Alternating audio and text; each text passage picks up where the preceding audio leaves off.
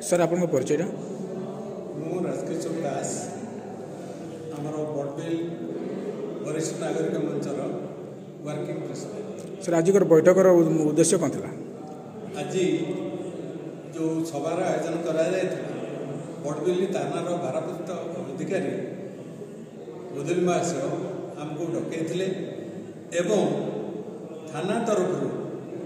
आमर वरिष्ठ नागरिक मान गोटे आई कार्ड दबार व्यवस्था होणु आमको सी सचेतन करेले एवं कौन कौन कागजपत्र दरकार एवं समय आसिले सहित जोगाजोग रक्षा करने आमको कथा देले। से अनुसार आमर बड़बिल जो वरिष्ठ नागरिक मंचर सभ्य माने 40 ରୁ 50 आसीथिले सहित गोटे भल